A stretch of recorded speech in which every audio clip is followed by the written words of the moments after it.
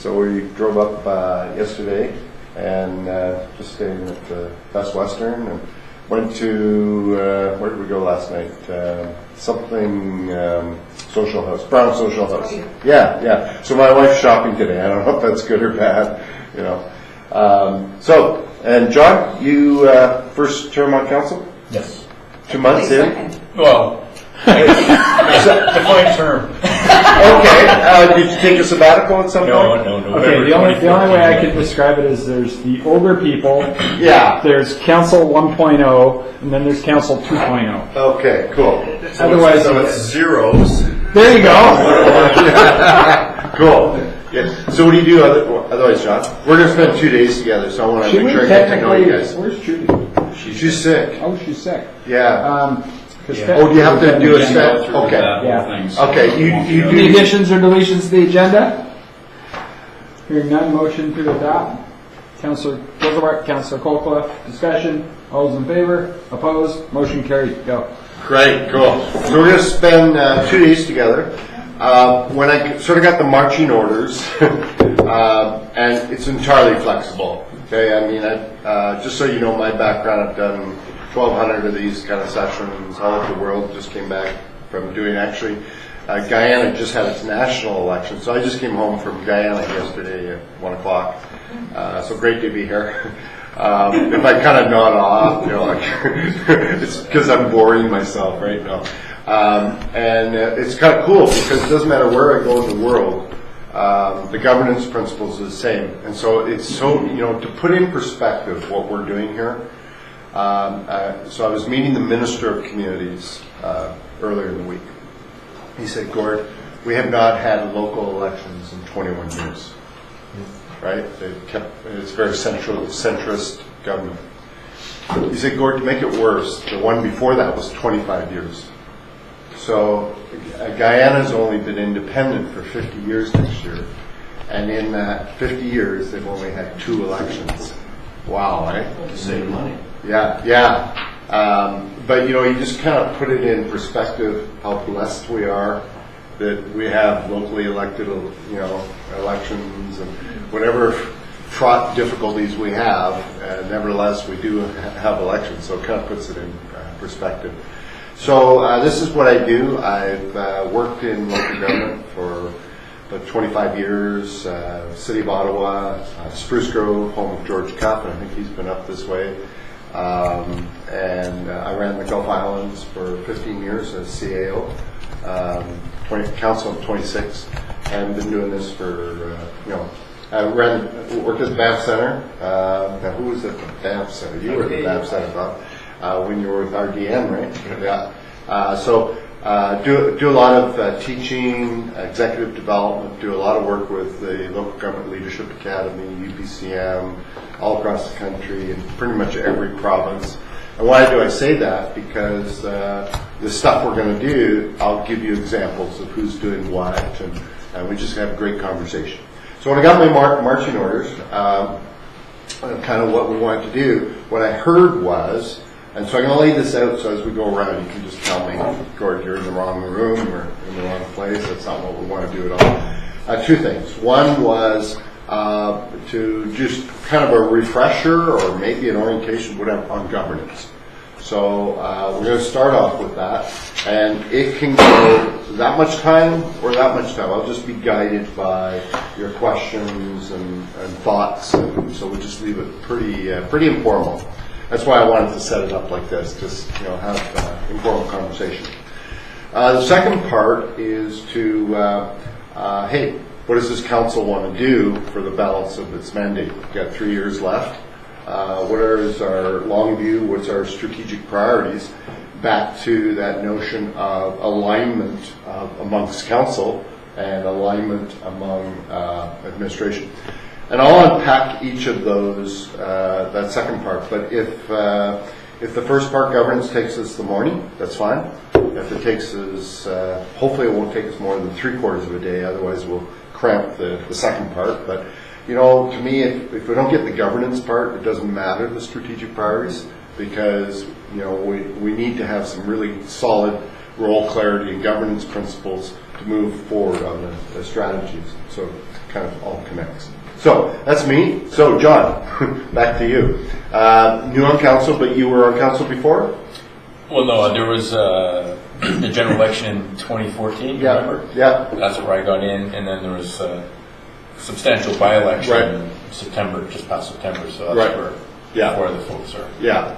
Cool. Okay. And what do you do otherwise? Chemical engineer by training. Spend most of my time helping my wife's social service agency. Oh, okay. As an NGO or a private? It's on contract with the ministry. Right. So okay. I do whatever. IT, tech support, accreditation. Pretty diversified. Yeah. Yeah. I think Lantzville's been incorporated how long now? 2003. 2003. So I think I was here 2003, 2004. Very early days. It was pretty exciting. Time. So, and you live here? Yep. Yeah. Great. Since I was 5. Wow. Okay. So what's the population of Lantzville? 3,600. 3,600? Oh, bigger than Highlands. Highlands is still only 700. Well, it's always, people are always like, really? They incorporated? One of the areas that I think should have incorporated a long time ago was Salt Spring. It's like 10,000 people in Salt Spring. But it was always about roads. The transfer of the roads. Yeah. It's expensive there. Yeah. Well, you'd be Garlic and marijuana. No, that's the ski. That's Laskidi. I remember being on Laskidi once and hearing these, and it was the helicopters on silent coming in doing it. Pretty soon Laskidi will all be legal. Yeah. Denise. Right? This is my 16th year between here and the RDM. Okay. So I'm a chartered accountant. I have a public practice next door. Office staff, and I work. Wow, that's too close, right? Yeah, oh, wow, sometimes it is. So you wear two hats, RDN hat as well? Yeah. Well, I did. No, I did. Not I anymore. was the RDN director before. Okay. Before we incorporated. So you were electoral area director and then, okay, great. The regional districts, again, just to put in context, we'll talk about it a little bit, but it's a unique beast in Canada. It doesn't exist anywhere else, right? Everywhere else, the rural and the urbans are completely split, but RDN kind of brings them together, and we'll talk a little more about that.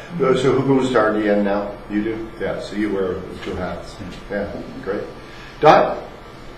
I'm one of the newly elected councillors in the by-election in August. Yeah. Prior to that, I spent 2 terms as a school trustee in School District 68 in Lantzville, Smith. Wow. So you've got a little bit of kind of a board governance kind of background with the school board stuff, right? Mm-hmm. Yeah. Do you find it similar, or? Well, the governance really should be very similar. Yeah. The legislation's different. Mm-hmm. The issues that you're dealing with are different. Yeah. I've got a lot to learn, I realise that. Yeah. It's going to be a huge learning curve. But I'm feeling comfortable in terms of the process. Yeah. Because the process is basically the same. Yeah. Do you find more work? Like more reading, more At the meetings? moment, because I'm learning. Yeah. I don't think the workload is going to be, if I'm here long term, is going to be as heavy because it's not as broad. Right. With the school board, you're dealing with a really, really broad range. Oh, really? And it's a much smaller organisation. Yeah. It's different. That's the bottom line. Yeah, it's just different. But I think the job of a councillor is really not that much different than a trustee. The difference is, of course, that councils generate their own revenue through taxation and other means, maybe, whereas the school board has very limited means to generate any revenue. They're kind of dependent Unless they on bring Coca-Cola and cakes out there. Unless you go into the alternative, you incorporate, and Nanaimo Legislature did at one point when that was the big thing, and then they dissolved it because it didn't go anywhere. Apart from the international student program, they're very limited. And rentals, school rentals, premise rentals. There's very limited means of generating any extra revenue. Well, when you look in Canada, certainly there's, it's interesting, at least for me, to note that on average we're seeing about a 50% turnover on councils all across the country. BC was, I think, 52, Alberta was 54, Yukon was 60%.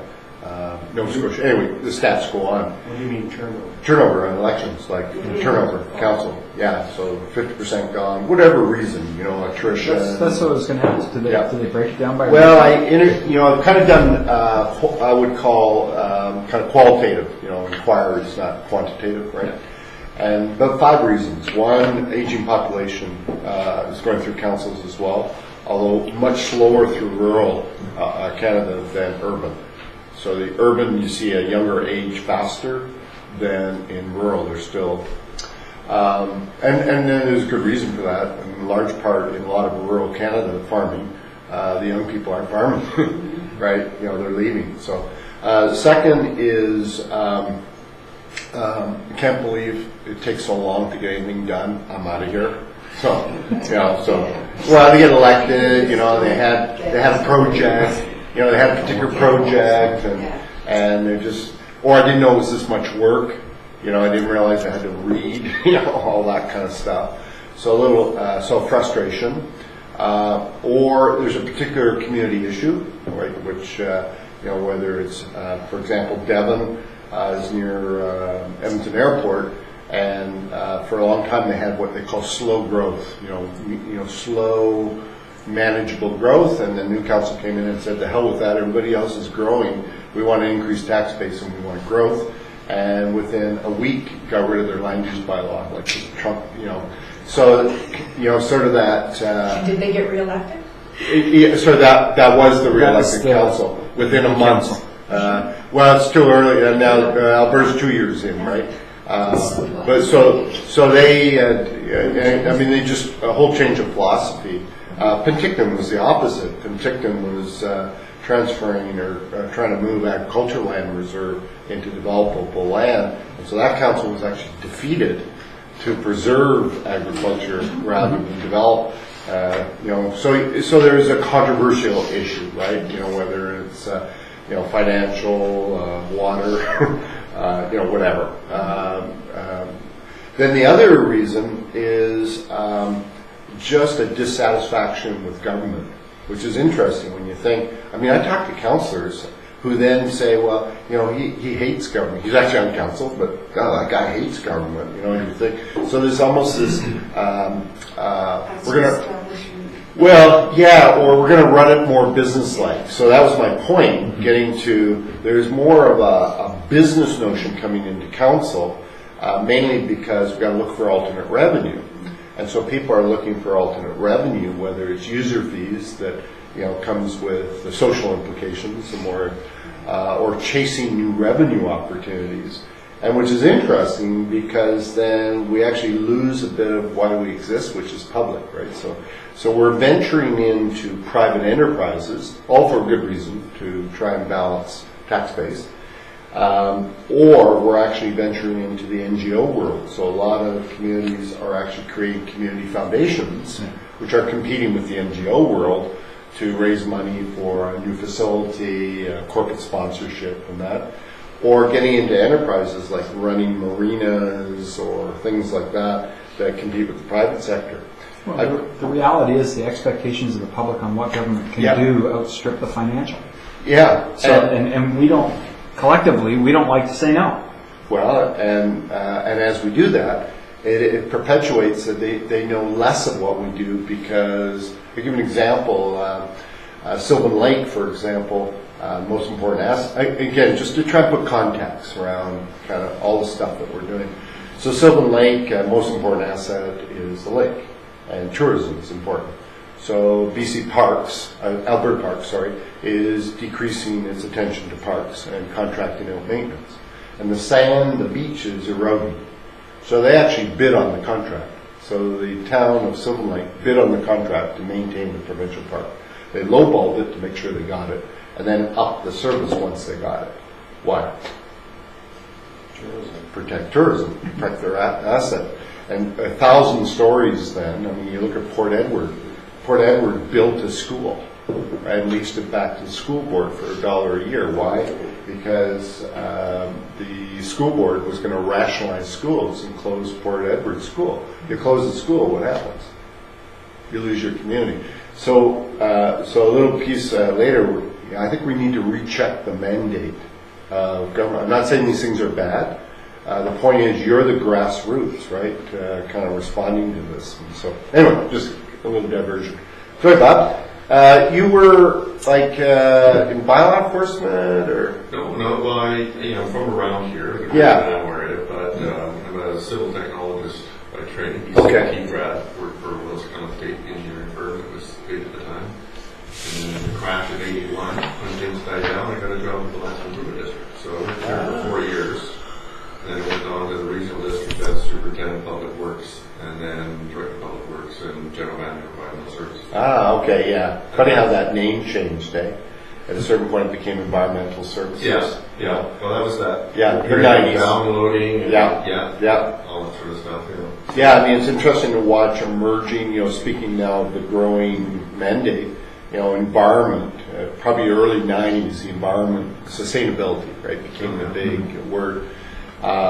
Economic development in the 80s, debating the role of government in economic development. The 90s was sort of the role in sustainability. Like the waste management plans, solid waste management. And the downloading impact. And sort of the two more recent growing areas has been, and there's a threshold, public communication has become like one of the top 3 issues in the country around which is a frustrating one. The more you communicate, if people don't want to be communicated to, they won't be. But nevertheless, so there's a threshold where local governments are trying to figure out, can we afford to have communication on the corner of people's desks, or do we need a function, right? The other interesting one is arts and culture.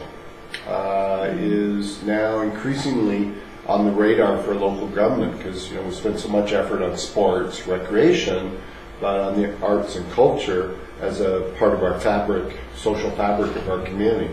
And notwithstanding social services as well. Okay. So those are kind of just an interesting trends. We're seeing that down the road in the night. What do you see? We're seeing that down the road in the night. No, but which one? All that, yeah. Well, regional districts or rural, what we call counties in the rest of the country, historically counties have been water, sewer, roads, that kind of stuff. And districts. And what we call the essential services, right? And so municipalities would have the social service, the human service, the recreation facility. Remember Duncan, when I was there. I remember so clearly Duncan was looking at wanting cost sharing with the regional district for recreation. So they were trying to figure out negotiating tactics, right? And I kept saying you have to be interest-based, like quality of life should be interest-based, but they didn't listen to me. They went positional, which was, if you don't do cost sharing, we're going to have a 2-tier system. So all the rural people will have a tattoo on their forehead when they come in, and will charge 50% more. And so the regional district, actually, when they got that threat, said, great, go ahead, do it. Interesting, right? You got to be careful what you try and do. Well, because they said the culprits will be the city of Duncan. It won't be the regional district that caused the 2-tier, right? So interesting though, these areas now, as people move to the countryside with their smart cars and expectations, more and more there are rural recreation facilities now. So it's interesting to see rural Canada now, and they have money in many areas. The industrial development or resource development is actually happening in the rural area. In Alberta, for example, older days now, but oil and gas, right? Or industry can locate in the rural area cheaper than it can in the urban. So their tax base is growing. And so now the language has changed, and you can see that in Fort St. John, Dawson Creek. We don't want cost sharing, we want revenue sharing, right?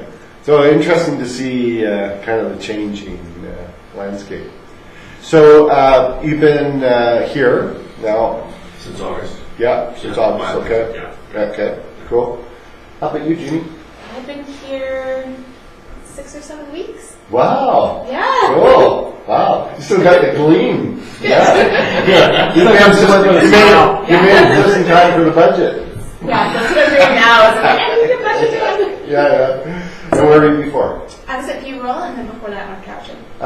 Okay. Yeah. Wow. You're royal. Yeah. Yeah. Now, was that Joe Martinez? No. Who's the View Royal CAO? Kim. Oh, yeah, Kim. Yeah. From Squamish. Yeah. Yeah. He's still there, I think. Do so, yeah. Yeah.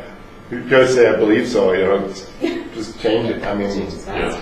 well, there is a phenomena which just generally, I know you can relate to it, but just generally to locate yourself again. The alignment, which we're going to talk about, governance-wise, roles-wise, strategy-wise, is so critical. In Alberta, after the election, within 6 months, we saw 35 CAO jobs. To me, when a CAO leaves, is asked to leave, it's a reflection not just on the person, it can be, but it's actually a reflection on administration, political administrative alignment. In BC, it's taking, well, first round, 6 months was 25. It's now up to 50. And for some, it just took a little longer, So that tells me a lot. Yeah. Plus, it's the domino effect. Yeah, and sometimes it's like regional districts have a harder time because they're very fragmented. To unite themselves for whatever it is that they want to do. And so so it's interesting. I think last count there was an article. Was it Parks and Recreation? Yeah, it was 42 or something. They said in that in that article. Yeah, 42. Yeah, interesting. Yeah. So great to have you here. Perfect for timing, by the way. People always ask me, when do you do priority setting? Should it be before the budget or after? My answer is always yes. Whatever, right? So here's an interesting phenomenon. When we were in Parksville, I mentioned this. It's interesting that people get elected. You got a 50% turnover, let's say. Well, you've got more now. So let's imagine just where we are right now, right? And the first thing we do after elections, usually in October, November, is drag them through the budget, right? And if you haven't done role clarity and some strategic alignment, what happens is the budget becomes very difficult, because usually, and you're new, you'll learn that Brad's going to delegate this to you very quickly. You'll be the one that says there's no room in the box, right? And so what happens is it gets administration and council potentially misaligned right off the bat, that it's the administration saying you can't do something that you just got elected and maybe promised that you would do, right? So I just find it ironic that our budgets are within 2 months of being elected. And New Brunswick's the only province that has it different. They actually get elected in May. You think about that. They get elected in May. They get time to kind of, do your strategy, your big picture, your immediate stuff, just to get aligned before you get. And the worst example I can think of right now in the country, and again, hopefully just trying to give you some context, right? In Manitoba, 68 municipalities. So when you were running, 68 municipalities were forced into 32. So that's municipalities and rural RMs. They're called rural municipalities. So for the most part, a little village or town was forced to amalgamate with the rural, right? And so the first thing they're going to do, they just got elected, they have different values, right? Different needs. And the first thing they're going to do is budget with no provincial guidance, resources, help. And it's unfortunate, because I think actually Manitoba's going to be a basket case for a decade. Like the wounds, they take a long time to heal when you get off to kind of a bad start. Yeah. Speaking of newbies, Brad? I've been here 3.5 months. Come on, I'm old school. Oh, okay, okay. Hey, so where were you before? Okay. I've been everywhere. Yeah, pretty much. I'm the most random CAO. My background is actually in organized crime and continuous improvement teams. So I was actually a probation officer before I decided to make the the weird leap in municipal government. So It it fits in pretty well. You should do well for you, It's, yeah. You that or a shepherd, either way. Yeah, that works. But no, I jumped into municipal government after talking about your discussion about municipalities reaching into other realms, Yeah. which is I worked with Williams. I got a huge gang property, Yeah. so I was working with the manager of community development or community services Right. in Williams Lake and Borough, and that's how I Yeah. ended up getting involved in this Wow. municipal government thing. So anybody wants to talk about municipal government, we just slow go to the province Yeah. or go to the feds. Because you can change things in a heartbeat. Yeah. You know, council can turn around and say, no, I don't like that bylaw, it's Yeah. gone, and a law is gone. Yeah. It's not like the province where, we don't feel like making weed illegal right now. Yeah. So it takes a little bit of time. Yeah. I started out managing their bylaw enforcement and legal services over Williams Williams Lake. Lake, and then went to... With Alberto? Alberta had just left, it was Yeah. Brian Crothers, who was in for yeah. the wartime stint. Yeah. And then went to North Vancouver, learned a hell of a lot there. Dave? No, it was... The other guy? Ken? Yeah, it's Olson. Yeah. Yeah. You know, Yeah, city versus district. Langley. It's Langley. Yeah. Okay. And then went to my first shot at being a CEO in Lowell. Yeah, cool. So, and now I'm here. Yeah, great. So, That's awesome. I mean, you're on Vancouver Island. It's awesome. it only took 15 years to get back. So. Yeah. You're from this? No, I did my undergrad in Victoria. That's why Okay. I know Jamie Coleman and former Mayor Coleman at Duncan. So yeah, I went to school with them. So. Oh, great. Yeah. Oh, great. Brad and I have never worked together, so that's kind of cool. Looking forward to it. Hey, Fred, you've been here forever. Yeah. Yeah. Since an improvement district? No, 2004. Okay. I was hired just after they incorporated. And where were you before that? District of Tofino. Tofino. Ah. Okay. Yeah. Wow. You just switch sides, that's all. Yeah. Yeah. Yeah, no, it's a lot better over here. Yeah. People can tell me off, and I thought they were being nice to me, Yeah, I'm trying to think of who was the mayor when you were there? Is that? Al Anderson. Oh yeah. Yeah. Scott Fraser was the mayor when I first got Right. Yeah. Oh, neat. Yeah. Huh. Hey, well. You talking to me? Start that side. I'm part of that aging population, you know. I know. I just woke you up.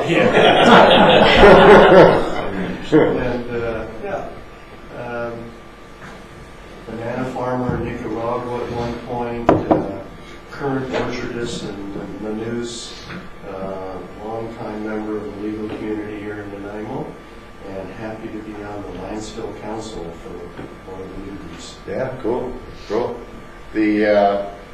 I just speaking of worship, I was just doing some work in Comox Valley, and one of them, he's really into mason bees. Do you have like that kind of stuff? Yeah. So I just bought a house. I bought one and got to figure out how to get a colony or whatever. 60 times more prolific than the normal honeybee. Yeah. In pollination. Wow. So, But very short-lived. well, but when you're experiencing a colony collapse in the normal honeybee, they have the mason bees around it. It's funny because it looks like a big horsefly. Yeah. So when you first see it, you want to whack it. And Yeah. See, we learn everything. It's escaping me. I was doing so good there. Mark. Sorry, that was an easy one. Mark. Sorry, Mark. Yeah, so I'm one of the newbies Cool. council, and my background is in disability assessment, so we do a lot of insurance. And Right. people, stuff. Like cameras and Well, not cameras. like surveillance. ICBC and lawyers. And Oh, yeah. ICBC, Yeah. all that fun stuff, insurance. Forensic stuff. Well, I'm not quite forensic. Yeah. Okay. Darn. That could We be. stay away from that. Yeah. That's cool. And so, why did you decide to run for council? Well, I heard a lot of people, complaining as Yeah. well as people, and somebody said, "Well, why don't you run?" And I Yeah. said, well, why don't I run? Yeah. And, my schedule definitely allows for it. Yeah. So whether it be a part of the problem. So you got some flexibility. Yeah. Cool. That's great. Yeah. Well, Okay? what about you, Colin? Nothing's changed. Nothing's changed. No. Now you're working though as well. Oh yeah, I'm still occasionally in the accounting practice. Okay. And still teach up at VIU. And this. And you do the regional district stuff? Yeah, I'm deputy chair. Oh, okay. So it's a new chair there. So that's, I'll be talking to him about your workshop. Yeah. And then you just lost the CAO there, right? We didn't lose him. Well, we know where he is. Yeah. He's just not there anymore. Yeah. Paul Ferkelson's gone down to Saanich. You know, Actual Saanich, not. Yeah, you know, it's funny. I don't know. Like, I don't know that I've ever met him, so to speak. But he worked at the city of Nanaimo for a while, and then came to the regional district under Carol Mason, and when Carol moved on, Paul moved up. And Carol's still doing okay. Yeah, Carol's at Metro Vancouver. Yeah. Oh, cool. She got to go to the Paris thing. Yeah.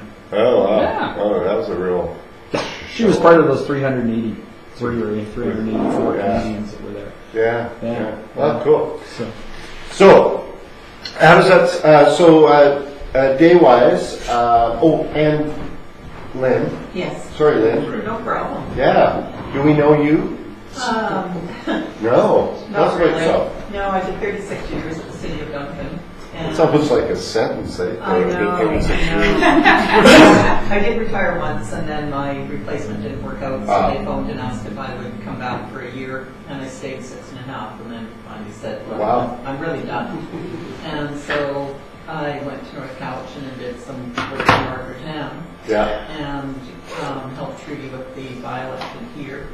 And did a few others. Oh, cool. Yeah. So you're kind of like a long range rider or whatever they call it. In the fall, and I'll think about it. Yeah, cool. Yeah, if it's interesting. Yeah, if it's a rainy day and I got nothing else to do, I might come to Lantzville. Yeah, that's cool. I like Lantzville. Yeah, so you were with Paul and then Tom? Yes. Yeah. Tom Ireland. And the mayor was... Phil Kent was the last one. And was it a new mayor? Yeah, he's been there maybe 12 years. Phil? No, but Phil is still mayor. Yeah. Because he was at the mayor's forum last year. Yeah. Right. Yeah, cool. Yeah, I forget, he got into like alternative herbal stuff. He owned health foods. Yeah, right. Yeah. Cool. And now he's doing a couple of other jobs. But and then Mike Coleman for 30 years before that. Right, yes, I remember Mike. Yeah. Cool. Well, so how's that sound? We'll do some governance stuff. I'll probably turn that front off in just a bit. And the whole idea is going to introduce some ideas, and then see if there's any discussion, and then we'll just kind of work our way through. Yeah, I found the switch. I'll do that one. And I'm guided by you asking questions. Okay, and then once we finish that, then I'm going to introduce. A lot of times when we come to a workshop, especially the strategic stuff. So Brad did share your strategic plan, and so I have no idea how much you want to honor it. But if you've read it or looked at it, my point is we can extract whatever you like from it and move forward. Okay, so it's not a waste, right? There's stuff in there. There's stuff that was done, and so we'll just extract stuff and kind of refresh a way forward. This is a new council, right? It's a new beginning. And time-wise, I think we were going to flourish. And for lunch, half an hour, end a little earlier, take an hour. What do you want to do? What do you usually do for lunch? An hour, half an hour? We've got lunch being brought in. Yeah. How's half an hour sound? Yeah, or unless you want to people got stuff to do, or you want to hang out. I'm just going to run one. Does that sound okay? Half an hour, and then I just looked that we got a lot of stuff to do, and I'm not trying to keep you longer than it's Christmas. We got lots of stuff. And hey, I got to tell you, when Brad phoned me, I said, hey, I'll only have like the 2 days, so I know I want to make the best use of our time because it's a critical time in your life, family, Christmas, and all that kind of stuff. So, okay, so with that, and we'll stop every hour. How's that? Every hour, check your phone, do a stretch, and we've got a lot of times I do these things, and there's like 40 people, right? So it's a small group. We can kind of work our way. We've got no problem kind of working through our stuff. So I sent 2 workbooks, right? Yeah, they were given to council. Okay. So whether you want to follow along or not, entirely up to you, but the first one will be working in a session off what's called What's Black and White and Gray All Over, Insights to Governance. Does anybody have it? Or?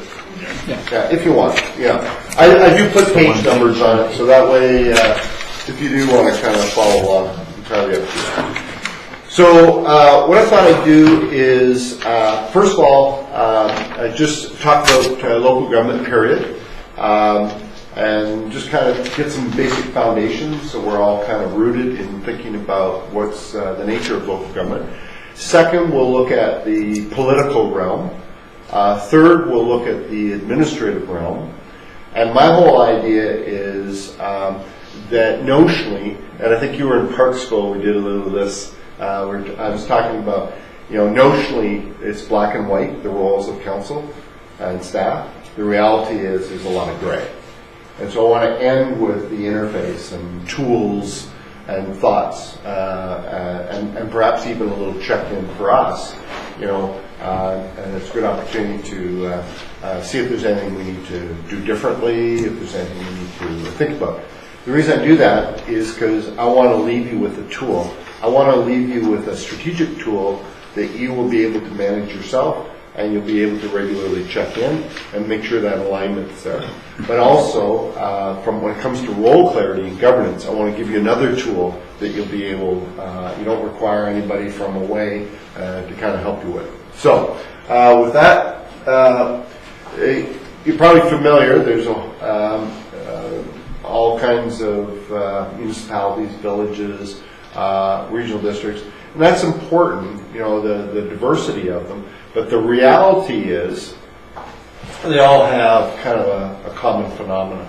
And that is, which is very different than provincial government. I was working in, where was it?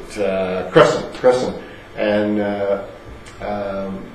even in Souk, Rick Casper, like former provincial politicians who are now in local government and talking to them. That's very different, right? You're here every day, day in, day out. You're in the community. You're shopping. You're doing business. So you're very accessible, right? You're very visible. I'm sure. Have you noticed that since you got elected? Did it change for you? No rocks through the windows yet. No, but like when you're talking to people, did you notice like before, now when people talk to you, is it different? Do you find? Or not? Not so much. Not so much, yeah. It depends, on the nature of what's going on. But for many, it's like, going to a social event or being in a grocery store, you're now, you're council, right? You're the people who can make a difference. You can get my thing fixed, or you can get this done. The other is, of course, your meetings are very accessible, whether people turn up, and it's a different thing. But, think about that. Like, if you want to deal with the problems, you've got to go a long way to get there. The other is that every day people wake up and they see a service you provide. Think about it. When you got up this morning, what did you see the federal government provide you, other than CBC? Yeah, really. When you got up this morning, what did the province provide you? But when you got up, the water, right, the waste, the road, lights. So every day, people experience your services. So it makes us very different. And so there are 4,000 local governments in the country. 4,000, give or take, what day it is. So for you, you just went through elections, right, August. So when you were talking to people, what did your neighbors tell you about local government, about Lantzville? What were they talking about? What were they telling you? What was their feelings, impressions? Want the truth? Yeah, absolutely.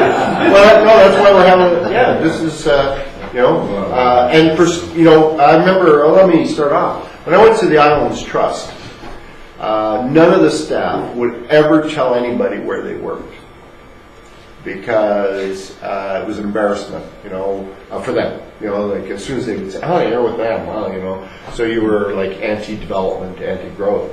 And so it was a sentiment already that people felt about government that when you're a part of, right? So what were people talking about? Service-wise, impressions, and I know you've gone through some stuff, absolutely. I'd say here in Lantzville, what they do is they talk about the people. Right. They talk about the members of council, they talk about the general people that are in the public, and one of the biggest challenges is misconceptions and false impressions. Yeah, absolutely. Yeah. You know, what people say out there, like when you're door knocking and that, as to what the position of this person is and that person is, quite often is wrong. Correct. Yeah.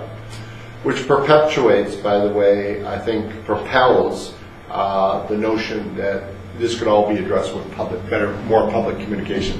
You know, that's why I think it's rising. Or more transparency. Yeah, yeah. And accountability. Yeah, absolutely. So you get these emerging themes, and that's why, you know, these are real. This is, you're feeling it, and I just want you to locate yourself, you know, because there's an increasing, the term is mistrust, but I prefer to use, trust it. Yeah. I prefer to use the word confidence, but increasingly trust is the word.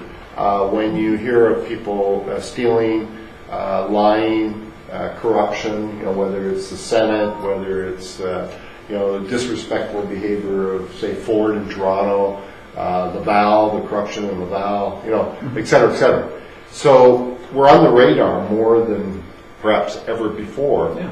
And so, for example, Nenshi in Calgary was elected on a campaign of, I'm going to bring government back to the people. Which is interesting because they went on to do 30% of their business in camera after that. But anyway, you know, so there's a big theme that people have kind of a lack of awareness or distrust in government, and we're now in that radar. Yeah, but part of that is in the effort in the last 30 years to protect personal rights in this country, starting with the Charter of Rights and Freedom, Mr. Trudeau.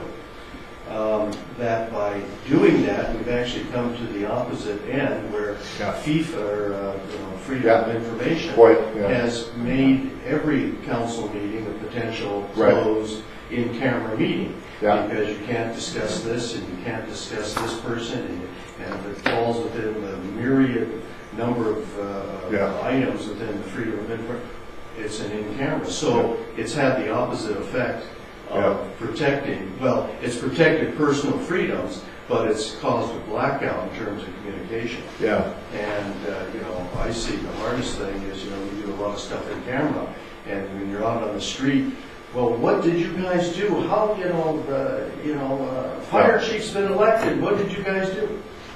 I haven't seen any announcement yet, but I might know, but I can't tell you. Yeah. So right away, that creates a distrust where you guys are up there in the ivory tower making decisions, and you're not doing what us folk down here on the street want.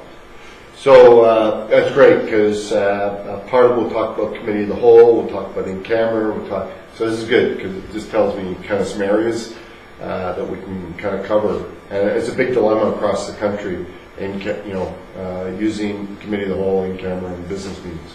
Right? Anything else that people have been talking about? Have people been talking about services at all, like water? Yeah. Okay. Of course. Yeah. You got the water issue. Development. They're concerned. Yeah. Too much. Too fast.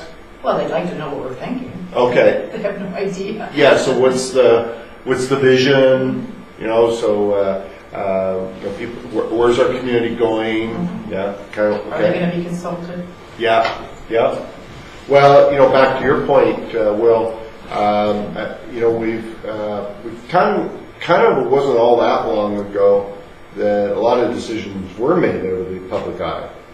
And, we've done a 180 now that it's almost like everything you're going to do. I remember the engineer in Victoria, they wanted to replace is it called riprap or, breakwater. And he said, geez, they've got to go and consult the public, on this. It's like, we've done a 180, right? So I think we're still trying to find that balance, like where it is. Again, we can talk. I find that people have to have, when will we give people information? When will we ask for input? When will we ask for feedback? When will we engage people, right? They're all, you know, where do we locate? Because if you're always, example, I was in one community last week, Drumheller, and 2 weeks ago, and they were pursuing a particular facility. And because of this transparency thing, they said we want a public engagement process. And then they found out it would be an extra $30,000, right? So if we did it this way, you know, if we just designed it and went out to a public hearing, it would be this way. But if we actually engaged the public, did a draft, got feedback, did the final, and then went to a public hearing, it would be like an extra $30,000. And it was interesting to see, as soon as they put a money attached to it, it changed the thinking of council, right? So kind of, okay, so interesting to kind of put these in perspective. So, quick evolution of local government in 60 seconds or less. The origin of local government, and you felt it here, an improvement district, right, was simply to provide services, basic property services, and that's the history of local government in the country, really. You know, people saying, hey, we need a road to market for our farms. Hey, can we work together to put in a water supply, whatever it happens to be. So gradually then somebody had to put some decorum around that, and so we had legislation, which is in relative terms very recent in the history of Canada, that we have local government acts, when you think about it. Because the origin of local government was actually charters. I find it interesting that I was in Drumheller, and they have a corner, you know, in their chambers they have a little desk over the corner. I went over and looked at it, there's a table there, and it was the charter for Drumheller. So many municipalities in Canada had a charter. Of course, it was taken away with the Local Government Act, other than a couple. So, and the reason that's interesting is today Whitehorse, Calgary, Edmonton, Richmond, Halifax, guess what they're looking for? Who granted the charters originally? You know, yeah, it would be provincial, but it was by way of a charter rather than a local government act. So, because local governments have always been a creature of the province, right, not the federal government. So, and I think you've probably heard this before. I mean, the reality is, which we'll talk about in a minute, local governments don't exist in the Constitution, right? Only the province, First Nations, and of course the feds. So it makes a huge impact.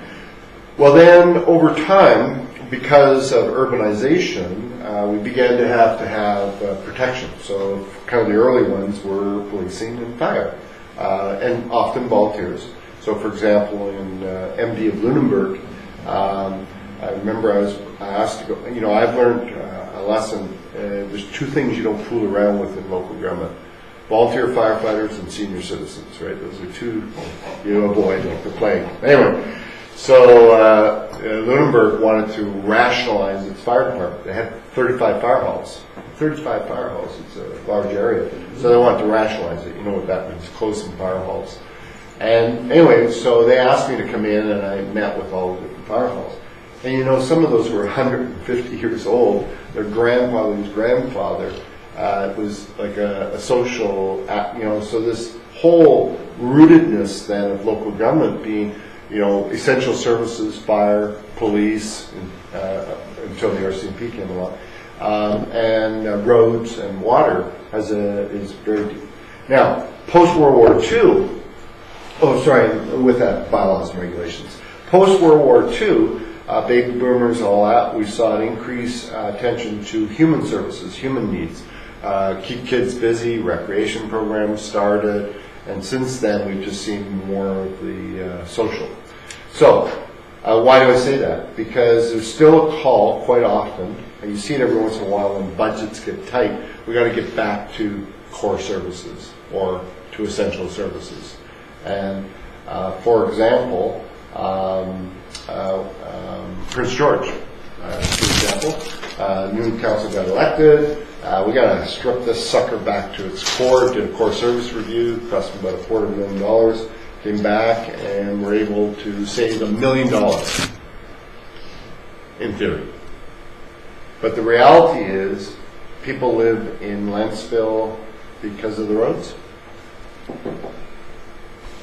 because of the water, The rural feel. the ambiance, the quality of life. And so the reason I say this is it's interesting to see how, on one hand, the social quality of life is really why people live in the community they live in. A good example would be, for some you might, do you remember Proposition 13 in California? Okay, so, and it went all through the United States, but basically it was when inflation was 19%. And so you could have people could initiate a proposition, and so they in fact implemented it, and it put a ceiling on tax increases. So you got 19% inflation, you put a ceiling on property taxes, what happens? It's negative, right? And so I was there during that time doing some research, and I visited like 30 municipalities. Anyway, I'm just giving you kind of a quick impression. Overnight, I can remember meeting at the time I was in Parks and Recreation, that's the research I was doing, and I met this guy the next morning. I set up a meeting with him in San Jose or wherever it was. Anyway, overnight, the Parks and Rec department had been eliminated. He said, I think they made a mistake. I just think they didn't cover it, but no, in fact, it got eliminated. But it was interesting for me, at least, over the next decade, to see then the riots of Los Angeles, to see the unrest that began to occur. And I may be overgeneralizing, but the point is the importance of balancing this whole agenda of essential services with what we call discretionary services, right? It's that kind of balancing effect. So, where does all this demand come from? Well, the demand comes from, which is your job. I mean, we have community needs, right?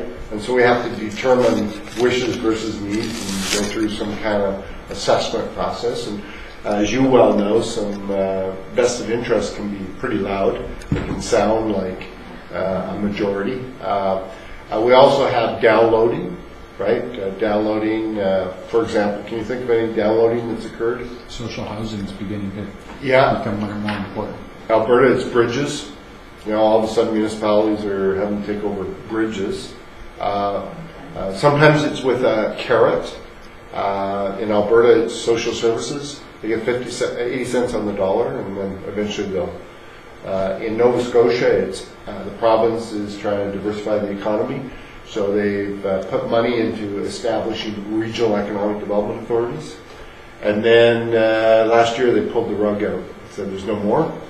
So these people were chasing the money. Like I hate you, but that's okay. We're getting free money. But once the free money went away, it kind of demolished. So we kind of see. So I don't know why you pointed at me. Yeah. No, I was pointing at them. No.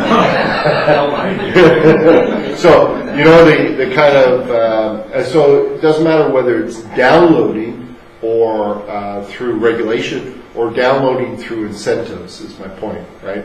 But the other, which is more of concern, is actually offloading. So, for example, 35 municipalities in Western Canada now run and own a medical clinic and hire doctors. Why? Couldn't get them otherwise. Absolutely.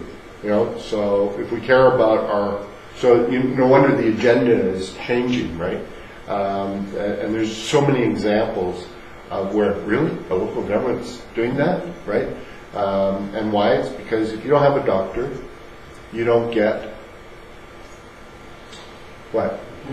You don't get well. Well, yeah, but you no longer attract families.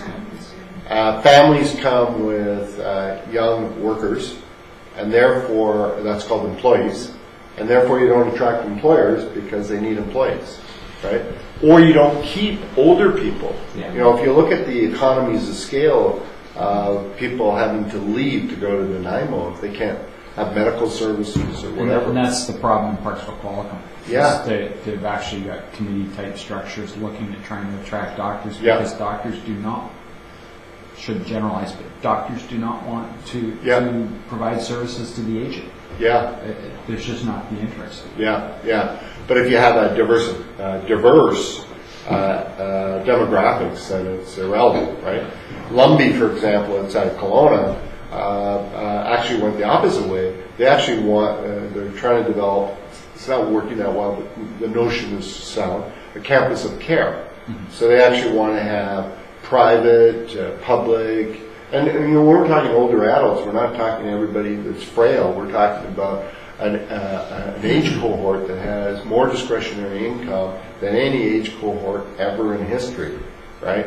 What we need to be doing is developing pickleball courts, like facilities for them. So they're trying to establish a core area where there's a pharmacy, medical, massage, kind of multidisciplinary approach.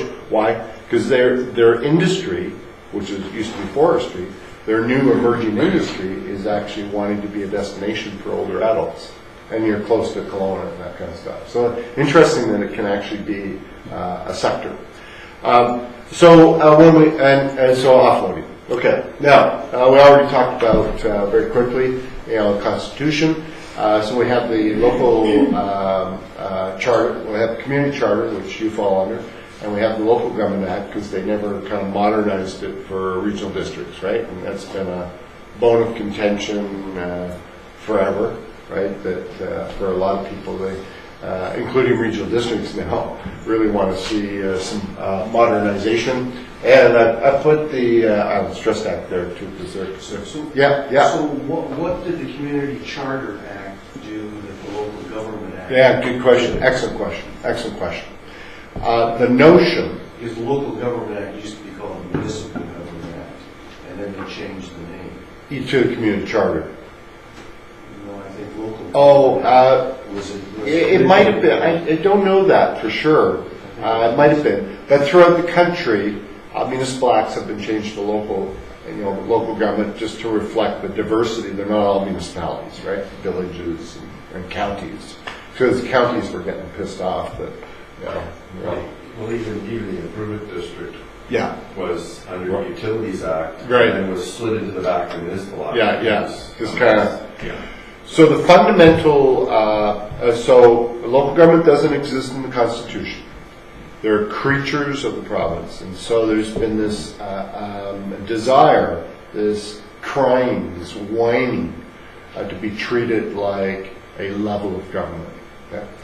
And so nobody was going to change the Constitution. So the effort was then to get people power, person powers, and maturity powers in the Local Government Act. That's the fundamental, and be invested. So we call it enabling legislation instead of parental. That's the broadest term. So, interesting. What happens then, it used to be that somebody would come to you and you would say, golly gee, I wish we could do that, but you know what? The legislation doesn't allow us. And so we said, no, we want to be mature and not a teenager anymore. So now when people come to you, you don't have anything in legislation that says you can't do it. You actually have to have a strategic service agenda, and I find it very interesting. On the other hand, we still have legislation in an enabling piece of legislation that tells you how you have to engage the public in the budget process. You have to have a meeting. I remember when they first did that, everybody said, what does that mean? How do we do that?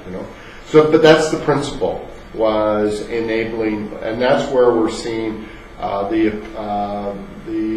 Calgary and Edmonton, those two mayors, trying to lobby for a charter, right? So in Alberta. Vancouver has its own charter. Toronto has a charter. Winnipeg has a charter. And so notionally, they have, for example, we'll get to it in a bit, but they actually have powers to deal with disrespectful behavior. In Toronto, for some reason, did. Well, even Toronto did. I mean, they limited the mayor's budget. They had some tools.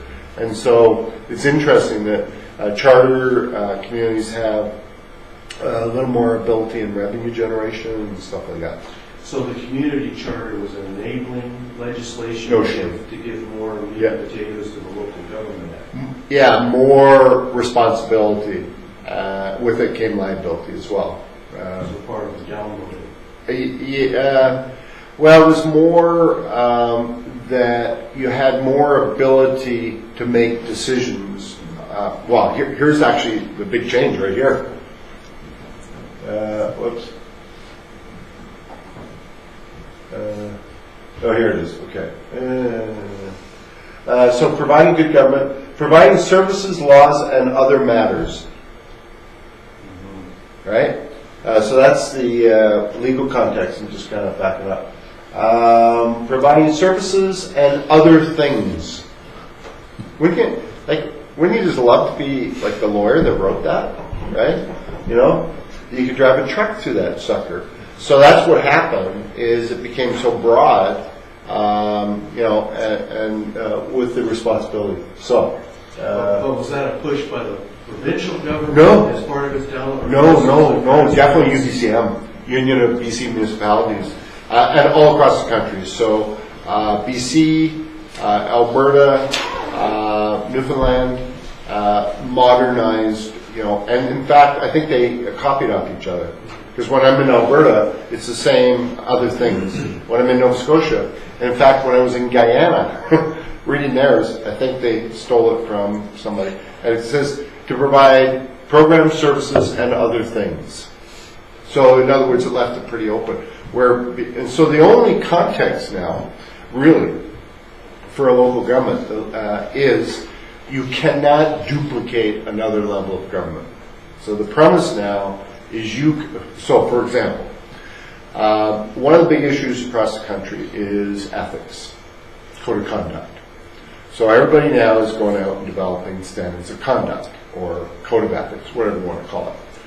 And in there, they're trying to put, well, what would happen if you did defamation or harassment or stealing of property? And so many councils with astute people who are probably lawyers like you have refused to vote for them. And everybody went, you know, they were aghast. But the reality is your policy can't duplicate law. And there already is a law relative to harassment, theft, and so forth. So consequently then, codes of conduct become very, they have no teeth, right? And there's no ability to enforce them. So, but there's a good example of, you know, governments trying to deal with it, but they were duplicating another level. So you can't duplicate a service, you can't duplicate legislation. It's called alter virus. Okay, so alter virus is when you do something that you actually don't have the authority to do. Mandamus, which is the other one, which is very important, is you actually said you would do something and you don't do it. So, for example, North Vancouver, and I'm not a legal beagle, but I'm just giving you little tidbits. But North Vancouver, for example, had in its bylaw, land use bylaw, relative to hazardous lands. It said, you know, there's certain requirements, blah, blah, blah. Well, then one day there was some flooding and 2 houses slipped into whatever. And they were then held liable because they didn't actually do it. So, and that's important for us because when I came to the Islands Trust, more often than not, they were making decisions by aspiration. In fact, they were doing bylaws by aspiration, not actually changing the bylaw. For example, on Gabriola Island, pretty close, you know, Weldwood of Canada had been there and decided we don't want to do forestry anymore, we want to do residential development. And because the bylaw didn't prohibit 20-acre lots. So what that would mean is this whole swath would be cut into 20-acre parcels, which pretty effectively carves up your watershed. Okay? So they tried to inject a bylaw in camera. I mean, they did so many stupid things. But anyway, so the point being is they were trying to implement something by aspiration, not actually something in a bylaw, right? To actually do it. And we see that quite a bit when people, like bylaw enforcement, you know, people don't want an unsightly premises or whatever, but yet they don't actually have a bylaw that really clearly deals with derelict vehicles or whatever it happens to be. So that's the point where bylaws are so critical to be able to be clear on the expectations and with the tools to kind of match. Does that make a bit of sense? Right? Okay. So there's, I'll just skip by that one. In other words, there's all kinds of other pieces of legislation there, but I think we get the point.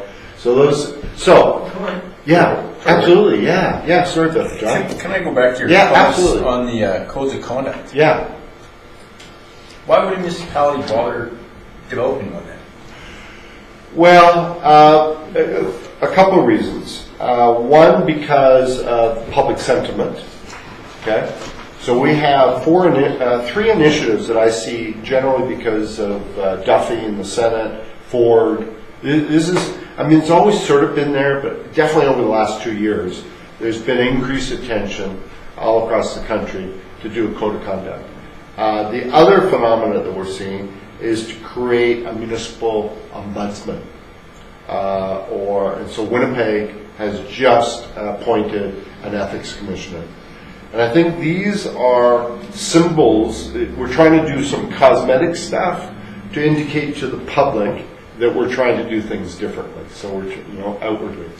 So that's perhaps the reason.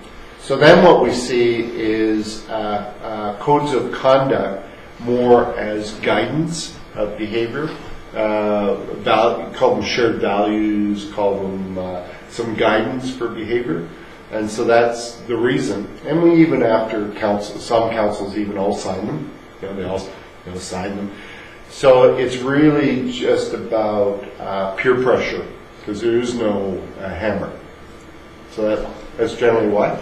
Or so it's like the shark fin bylaw. It was completely altered. Yeah. I had to write one. I knew that we had no legal standpoint. The second it got challenged, we were done, but it was put because of the sentiment at the time. See, and this is where we're going to end, John. I'm a believer in a different kind of tool. Because I think if you have something that says, we value being respectful, open communication, honesty, trustworthy, those are lovely. That's all. Yeah, that's just absolutely wonderful. Yeah. And I don't want to dismiss those, but I want to end with a tool that I think gets to the nub. Are we aligned strategically? Are we making good decisions? Because if we're, and that gets at our values. So I hope you'll see some value in that. Just a little comment with regards to code of conduct. Over the years, for example, at the regional district, there have been directors that I would kind of view as somewhat challenging board-wise. And you listen to the other directors, and rather than kind of wondering why that person is behaving that way, or even whether or not they are behaving that way, what they do is they go, okay, we need some sort of rules effectively to eliminate that person rather than addressing what the issues are. Yeah, so here's the premise. I'm doing this session at the LGA conference, and it's called Respectful Leadership. And the session that I'm doing, and this has emerged for me, this is my new area, is called civility. Not ethics, civility, behavior, right? And here's my premise, back to Tom's point. If we don't have clear roles, we don't have clear how we make decisions and have good debate versus arguments, which all the stuff we're going to cover today, okay? If we don't have these tools, I'm a believer that people are well-intentioned. But they will go to their schoolyard behaviors to get their way. And I got this little behavioral tool as well. So some will nitpick people to death. Others will bully, be aggressive. Others will showboat and get the public around them and go to the media. Others will mobilize groups right there. In other words, we still try and find a way, and usually it's a systemic issue. Now, there are people who are be whatever they are, right? Example, last week I was in a community 2 weeks ago, and pretty close to home, and I was aware that they had a practice of when a certain person started speaking, somebody would call for adjournment, and somebody would second it, which was a mechanism to shut the person up. And that person, which I could relate to just during the workshop, was annoying everybody.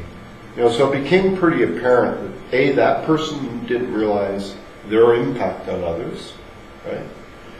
And it was a trigger for others, so it's actually twofold, right? That they didn't. So where is it that we have time where, which is again the tool I want to give you, and where we're going to get to, is where do we every once in a while just take the time out and say, how are we doing? Example, quick example. It was in one session, Sudbury. We were in Sudbury and they were using this tool. And the tool's not that complicated, right? As you're going to see. And so we go around and talk about what works well, right? You always start with the positive. And then we said, is anything bothering you? And John said, yeah. We're a bunch of twits. We're just getting killed. So I said, well, why is that, John? Well, because we make a decision and then weeks later we reverse ourselves. We look like idiots. And why is that, John? Because of him. Well, now you're pointing at me. Yeah, now I am pointing at you. Yeah, so anyway, so it's like anything, you got to unpack it, right? You could see there's something there. There's something festering, right? So we unpacked it. And here's what I found out. So here's what would happen. Council would make a decision. And then, I don't know if you know this, but you probably do, but staff always get together the next morning after a council meeting, right?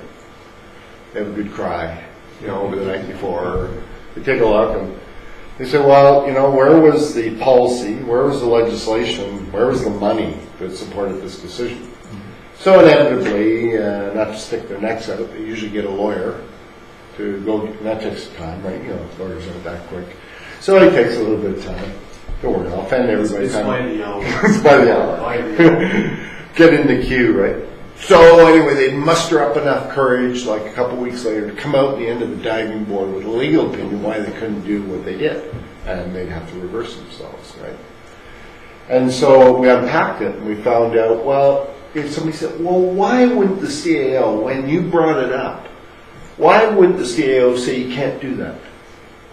We're having a discussion, and why wouldn't the CAO do that, do you think? Fear. Yeah. Well, hey, I'm going to shut you down. So let's say Denise brought it up. I shut, how do you feel, Denise? So you can't do that. There's no way you can do that. Well, you might feel like, who's running the show here? The council or administration, right? So, make a long story short, they established a very simple practice. And that is when a councillor brings a new idea to the meeting, instead of discussing it without adequate information, we will immediately refer it to administration for advice. And it was a very simple principle. And as we'll see in a bit, I work on two principles for good decision making. Adequate information, good debate. That's all you have to remember. And I guarantee you, if you have inadequate information, your debate will suck. Right? So they had then a practice after that when we have inadequate information. Now, the reality is, Mark may never have enough information because he doesn't really want to make this decision. So it can also be abused, right? So you could say, well, remember Yarmouth, 3 lawyers out of 5 on council. 3 lawyers, right? Well, do you have a standard report format that you use? Yes. Okay. And it was pretty evident that what was happening was they were constantly saying, well, where's the law on this? Where's the legal opinion? What's the legal ramifications? They were saying that all the time, right? Because that was their interest. Well, you could have finance people, it doesn't matter. But let's say you always have these questions. In other words, you could frustrate. We'd never make a decision. Okay? So they have a practice then that you're entitled to say, I don't know what the financial implications are. The rest of council would say, you know what, we agree with you, let's refer it to staff. Or, you know what, we feel like we've got enough, we move on. Does that make a bit of sense? Okay, that's respect. that we would hear you first. You know, that I don't know what the, I hear you on the capital cost, but I have no idea what the long-term operating costs are going to be. Okay. If you didn't know the answer, we'd come back to the next meeting with that information. So you see, because the principle of adequate information was being violated, they were making decisions that then later they had to reverse. So there's the symptom, but you could see it was festering. It was festering. So it was increasingly then a distrust in administration, because they were always coming after the decision was made to have it reversed. And so there was a lack of confidence, lack of trust. Anyway, quick example. Okay, so we already talked about essential and discretionary. Okay, and I'll just kind of move through those. Have you done any like legal stuff? Yeah, a little bit. Well, I don't want to flog it if you've already done it. I've done a little bit. Yeah. So there's very quickly then. There's three levels that I think are important as a council, right? And one is what we call carelessness, because you're liable. So, an example. Carelessness is when you don't adequately do something. You're supposed to be doing it, but you don't do it. So, for example, Penticton, interesting example. I think Penticton decided to be the home of triathlons, right? Okay, so they want to, as a tourism special events, okay? So they got public, and we're going to do it free, okay? We're going to do it because we want to attract these events. So they would come, the Public Works Department on Friday would put out all the stuff, and on Monday they would pick it all up. Everybody got the picture, okay? So, long story short, there was a fire, and the fire hydrant didn't work. Why? Because Public Works are supposed to, on a regular basis, check the fire hydrants. So that was carelessness. So, but you see how, notionally you could say, well, that was staff's fault, but there was an impact. So another example would be in a small community up north, there'll be no overtime, absolutely no overtime. So, guys are working away, all of a sudden the clock, boom, bam, they leave, they're working on the park, and they left a piece of equipment there. Child came along, played with a piece of equipment, hurt himself, and so that was careless. So, council has an impact on carelessness. It's not just an operating thing. When we make budget decisions, we need to change the level of, not just kind of cut, we need to cut costs. We need to cut the service, not just expect the same service at the same level. Negligence is the other one. Negligence, as it applies, you forget to do something. You neglect to do it.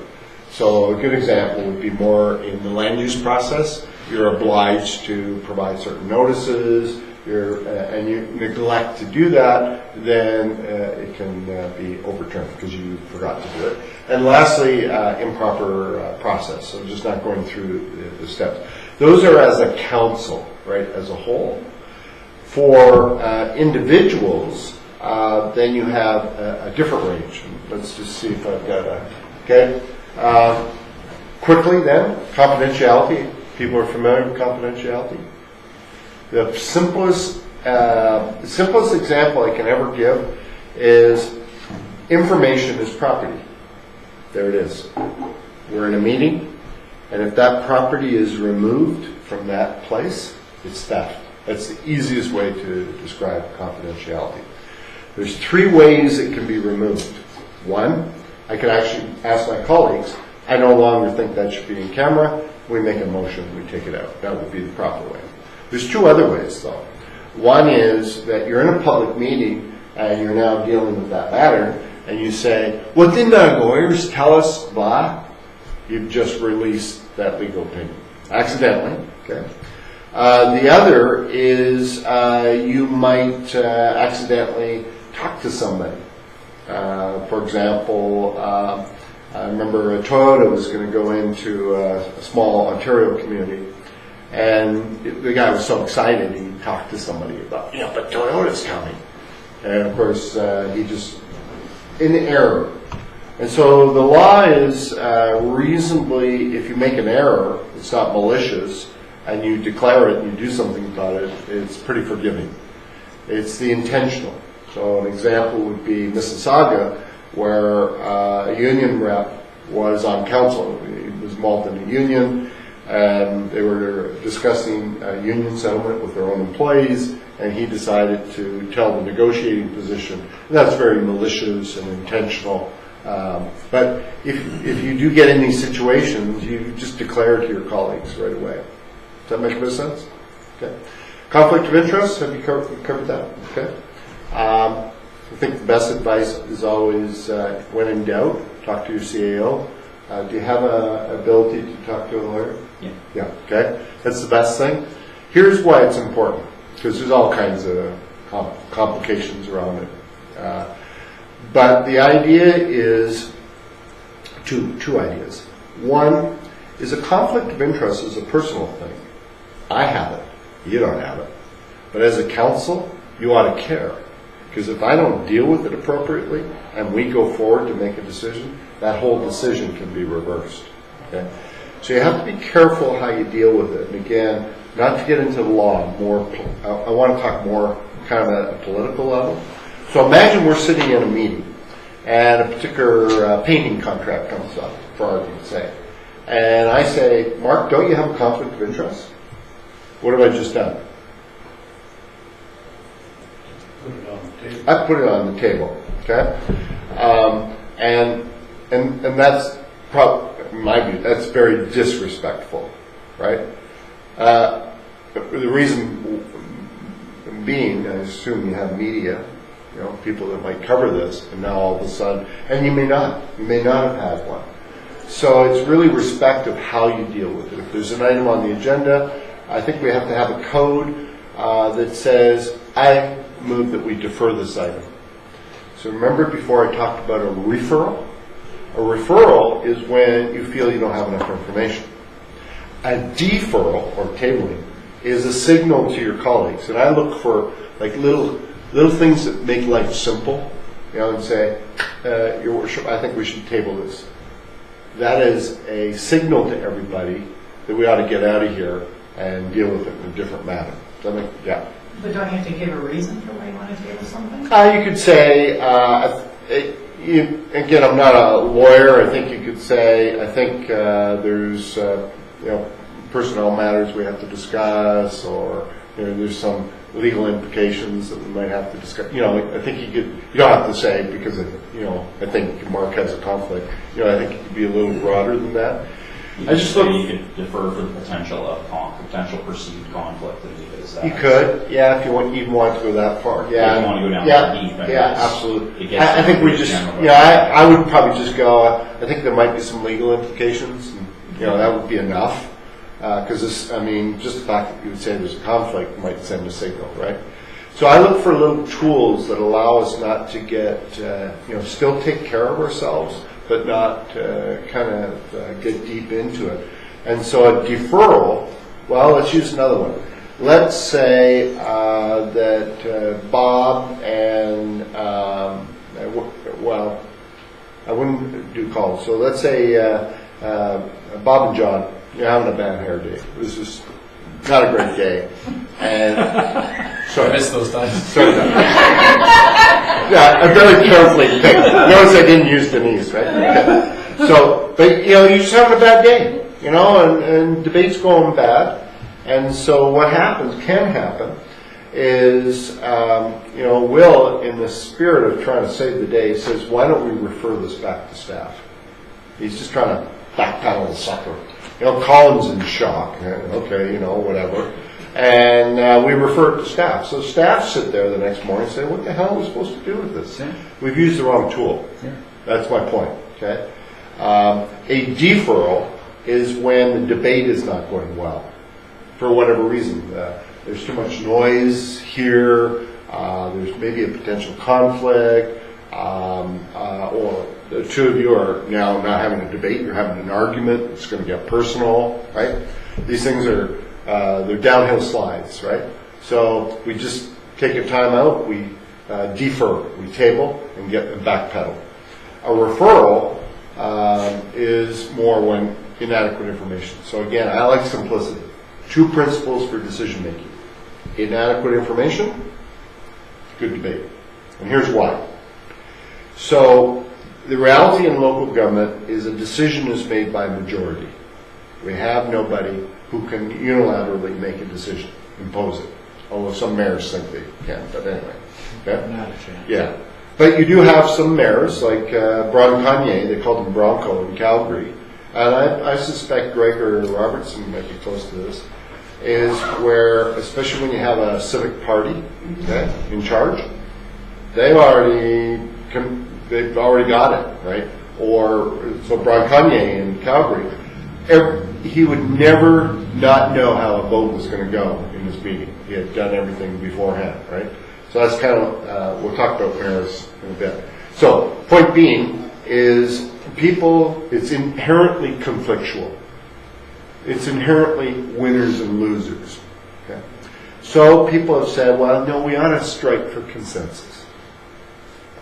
So consensus, in the true word, it's a misused term, means everybody, absolute agreement, right? Total. I mean, like, it would be like shock treatments went through everybody's brain and we all kind of agreed, right? How boring life would be. But local government, as we know, would grind to a halt if we always were seeking consensus.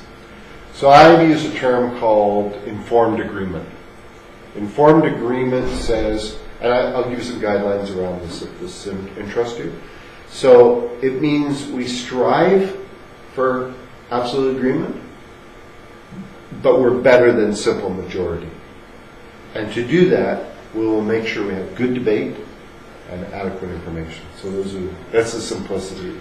Okay? Yeah, and to me that's key. It's not the outcome. Yeah. It's whether or not there's that debate, whether or not there's that information. Yeah. And when it comes to the standpoint of people speaking up, for example, like I've been on councils and boards where people don't say a thing. They vote, but they don't say a thing.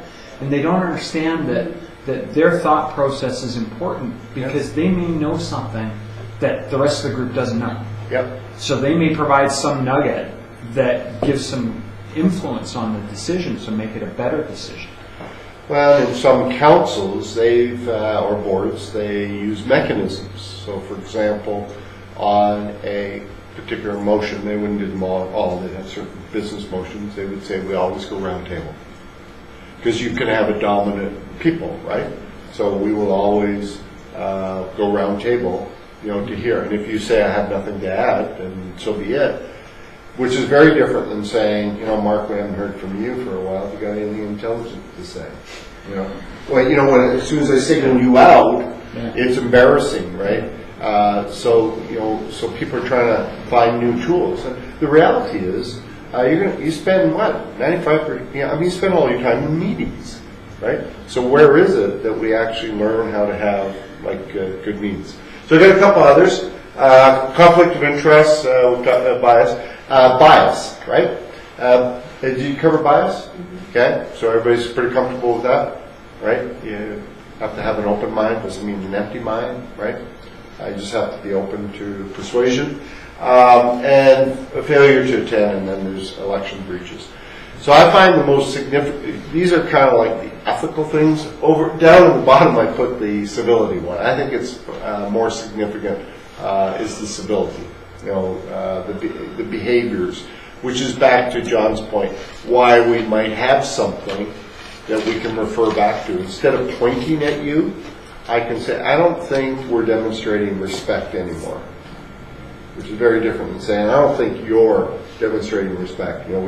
So that's why it's good to have a touchstone, something that we kind of go back to. Okay. Which is why it's been nice that our meetings have been recorded and up on YouTube since January. Oh, yeah. It makes shows that there's been respect. Yeah, it makes a big difference. Yeah. Well, it informs the public. Because I think sometimes the media covers a debate like an argument, and it may have been an argument, but let's say it was a debate, and Councillor so-and-so pitted against whatever, it creates a kind of imagery, right? So the upshot of it all for our first round, the way I see it, is that local government was born out of efficiency. It's a production system. It was born out of the need to do things for people they couldn't do for themselves, whether it was water, roads, or whatever. However, by enabling legislation, or parental, doesn't matter, we're also a democratic body, which is more around effectiveness. So effectiveness is, are we meeting the needs of the public? Are we doing the right things, notionally, right? Efficiency is more around value for money. And today, the reason I put these up here is because today I see one of the biggest conflicts is actually this conflicting efficiency versus effectiveness. So for example, we were talking about public engagement. Public engagement is on what side, efficiency or effectiveness? But it actually slows down the business of local government, right? You know, kind of. When you hear the public saying, we don't want tax increases, which side are they on? Efficiency, right? So we see this constant.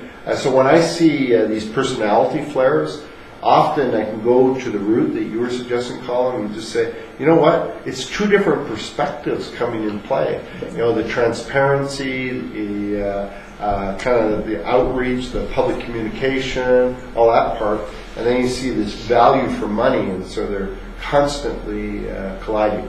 I would challenge your efficiency means less money. You can see less money thrown at something and still not be efficient. No, I think I said value for money. Yeah. It depends on these all get overused and misused, right? So the idea of people have been talking about doing more with less, but very seldom is it doing less with less.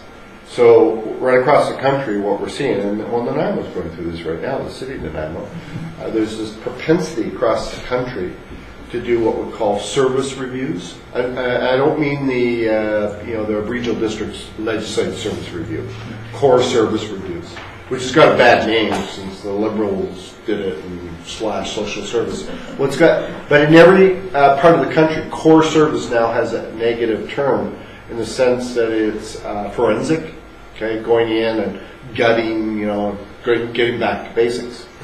So we're seeing many examples across the country now where councils are saying, are we getting value for money? Is it efficient? Right? For 4 reasons. One, might be a major budget problem, like Campbell River went through this. Lost a pulp and paper mill, did a court service review. Trying to look for, I call it looking for nickels and dimes in the couch. I remember Jake was the mayor then. He said, we're not going to have coffee at meetings anymore. You got to find $1 million and they're going to not have coffee at meetings. So anyway, but that's, it's that search, right? 70% of your budget's probably staff, right? So it brings fear out of everybody. The second reason people are doing service reviews, I call them service capacity reviews. I think it's more relevant. Is we have some big strategic items to deal with, and there's no room in the box. So we need to make some room to deal with economic development, tourism, whatever it happens to be. So I call that let's rejiggle things to make sure we can achieve what we want. The third reason is forensic. We have a total lack of confidence in the organization and want to do a forensic audit to find out what's wrong, what's right, etc. And the fourth reason is, and we have a lot of faith in what we do, we just want to be the best that we can be and provide the best possible customer service. So it's actually called a service excellence kind of initiative. But I see that across the country. And in Nanaimo, I remember they phoned me up and they said, we want you to do terms of reference for a service review. In other words, they wouldn't even let staff do the terms of reference for a service review. So that was a signal right away to me. And again, I'll give you examples just so we can relate, right? It's not about Nanaimo. That there was obviously a lack of confidence in staff even doing the service review. And you can see what happened after that. I mean, you could just see, it was inevitable to see what happened with the 3 senior staff leaving. But anyway. For me, when it comes to some of that, is that over time, not people here, but just generally, there based on my observation, gets to be some laziness. Yeah. Let's call it, where they Status go, quo. okay, well, here's our budget. Well, inflation's 3%. Let's add 3%, and that's where we go. But they don't look at what's in that budget, and they collectively, not individual people. And so over time, the 3% compounds, et cetera. Right. And so me, something like the idea of a service review is the opportunity to go back and say, you know, we've been doing this for 10 years. Yeah.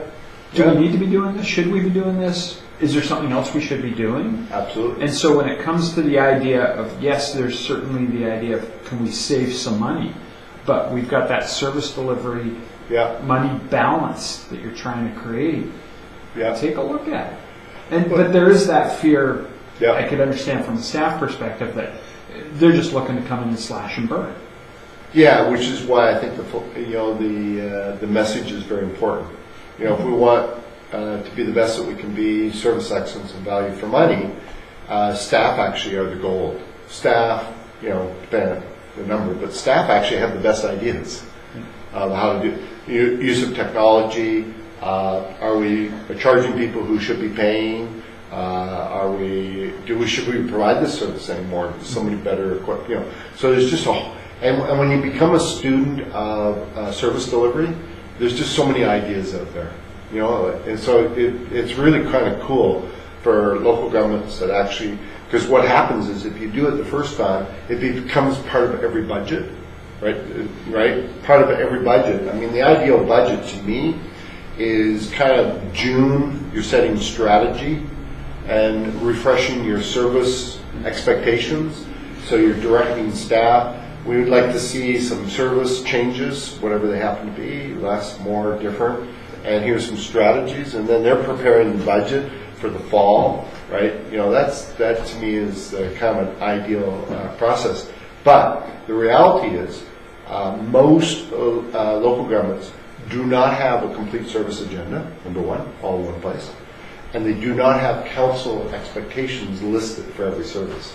So consequently, we're always, you know, it's your service, your expectation. Yeah. So it's a very simple process, actually. But then add in the public side of this, because the service review, public come in and say, well, you're going to cut the budget, which is okay, provided that staff and council then explain to the public what the implications of that are. It's about choices. Yeah. You know, and again, if you were, example, Drumheller, 1 year went through this, and it shouldn't be the only reason to save money. They did save money. They saved $250,000. They actually cut 10 services. They had a list of like 60 things they did, but they actually cut 10 services. And it was interesting because for me, 6 months later, I was at a conference there, UBC, MAU, and somebody came up and he said, Gordon, you know, it was a fun day we had. We enjoyed the workshop. You know, I feel pretty good. But it was a complete failure. I said, oh, what happened? They said, well, you know, we got rid of services, but we had to bring 2. We had the public crapped all over us, and we had to bring 2 back. I thought about it. I thought, gee, you know, I was never really good at math, but you got rid of 10. You had to bring 2, and nobody said anything about the other 8. No. So, and the one was a newsletter. It was a newsletter. They stopped doing the newsletter. Nobody phoned because they were printing them, putting them in mailboxes, postage, and all this good stuff. You know, it was totally contrary to public communication idea. But you know, nobody phoned to say, "Geez, I didn't get my newsletter." Anyway, so I just wanted to put the overall context, and then we'll do the political realm. We'll take a break. Do the political realm, roles and responsibilities. As we're doing this, we talked a little bit about decision making. We can do a flow chart. We can go wherever you guys want to go. But I will give you some decision making guidelines if you found that helpful. Okay. So, how are we doing? 10 minutes, okay? 10 minute stretch. We'll come back and we'll deal with the political. Hey, quote? Just on the edge. The heater's right behind you if you want to turn it up a little bit. So. Cole, do we need the doors? Well, it's public, rarely though. In case the public wants. Maybe one door? Yep.